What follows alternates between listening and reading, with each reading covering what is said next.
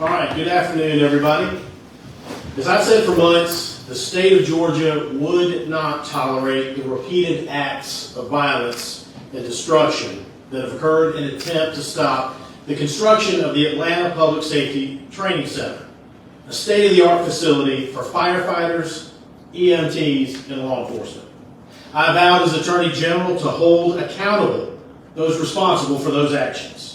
Today, I am pleased to announce the latest development in our vigorous pursuit of the suspects.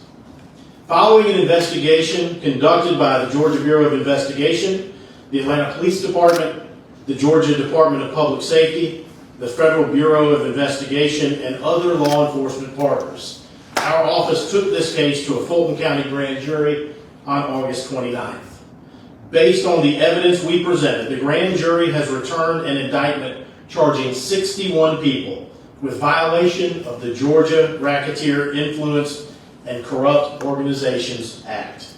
Some are also charged with domestic terrorism, attempted arson in the first degree, and money laundering.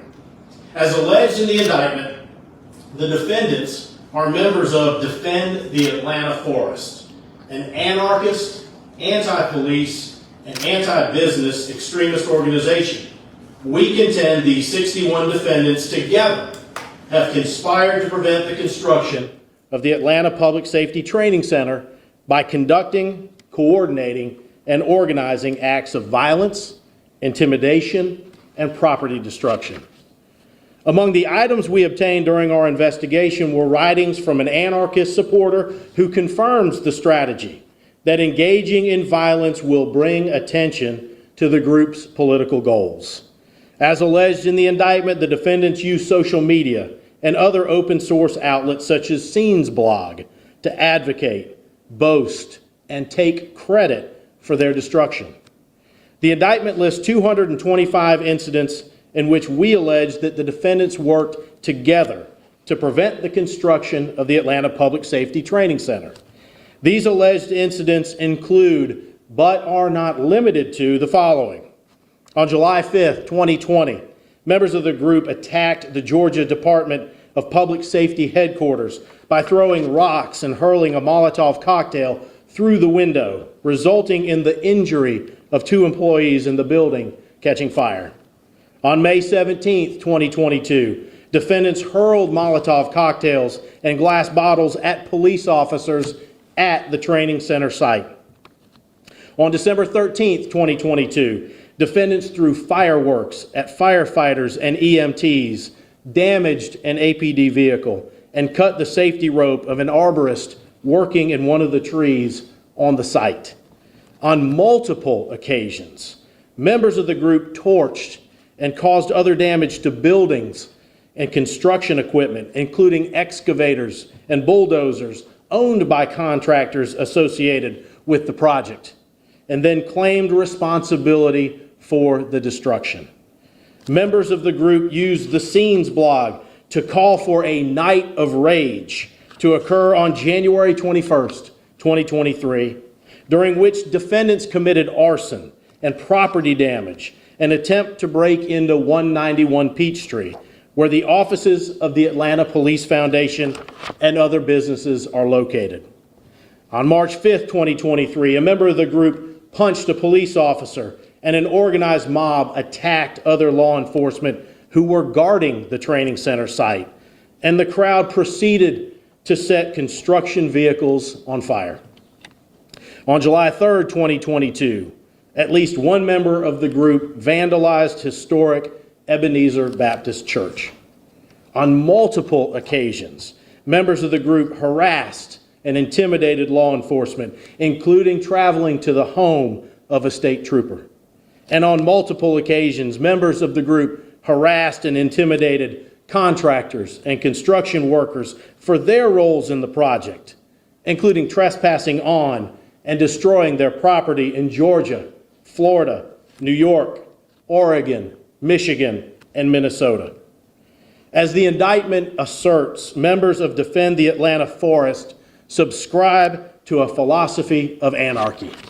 They hold a core belief that society should abolish police, government, and private business. And as further alleged, they're willing to bring about such changes, quote, by any means necessary, end quote, including violence. In order to advance their agenda, we contend that this group has actively recruited and trained others from Georgia, around the country, and across the globe to participate in this criminal enterprise. The overwhelming majority of those we have indicted are, in fact, from other states, and one is from another country. We assert that members of Defend the Atlanta Forest, guided by their extreme worldview, united in opposition to the construction of the Atlanta Public Safety Training Center, and in opposition to any company associated with the project. Listen to the words written by a Defend the Atlanta Forest member, and I quote, "The idea is, if you deal with the Atlanta Police Foundation, you'll deal with us. For this one contract, people are coming to your house. For this one contract, people are visiting your church. For this one contract, people are flooding your phone lines. People are sending you faxes. People are visiting your office. Some people are vandalizing your stores, are burning your equipment for the one contract," end quote. And this was chanted repeatedly during a public hearing at Atlanta City Hall just this past June. If you build it, we will burn it. If you build it, we will burn it. As alleged in the indictment, members of Defend the Atlanta Forest flatly reject the rule of law and do not recognize governmental authority. A sign reading, quote, "You are now leaving the USA," end quote, was featured at the training site and also in social media and blog posts about the group. Similar to the Capitol Hill Autonomous Zone, also known as the Chaz, that was created and occupied by anarchists in 2020 in Seattle, Washington, we contend that members of Defend the Atlanta Forest unlawfully occupied the land in Atlanta where the training center is set to be built. They lived illegally in and around the trees on this property for nearly 2 years. In order to barricade the site, we assert that the defendants set sharp traps designed to injure anyone who might approach them, including law enforcement officers.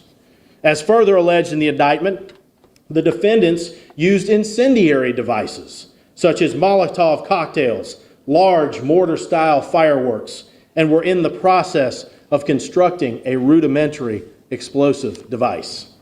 In one incident, we contend that members of Defend the Atlanta Forest trapped an unsuspecting civilian who'd approached the area and held him at gunpoint. As alleged in the indictment, the Defend the Atlanta Forest is financially supported by the Network for Strong Communities.